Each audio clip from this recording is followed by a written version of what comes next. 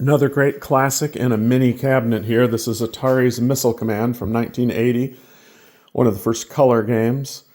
They made this actually in 4 different cabinets. It was a big hit for Atari.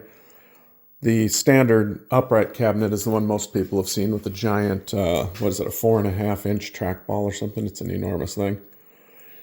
And then there's the cocktail. That's the next most common. Then there's this, which is the cabaret with the smaller trackball. This has got the centipede size trackball. And then they made a cockpit version, believe it or not. I've had one in the past, wish I hadn't sold it, but it was an enormous monster of a thing anyway. So I don't know if it would have warranted space in the arcade just because it takes up so much room. Pretty cool looking cabinet though, the cockpit, 25-inch monitor, 4.5-inch trackball. Not the kind of game that really seems like it needs a cockpit really, because you're not in a...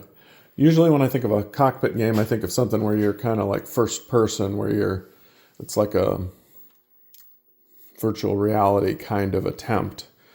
Well, this game is kind of like I don't know, it's hard to think of this as a immersive game really, because it's like a front view of a missile attack. Hard game to play with one hand, let me tell you.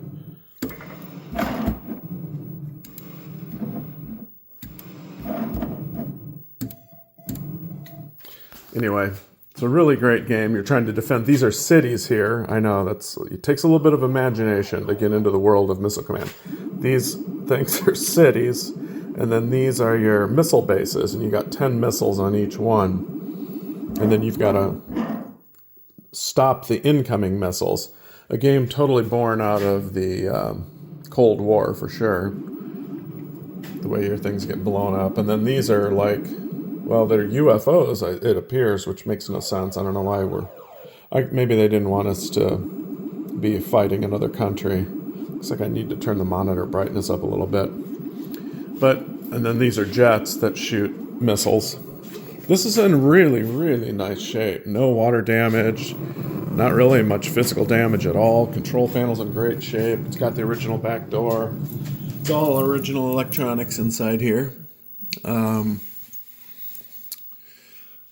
Monitor's been rebuilt.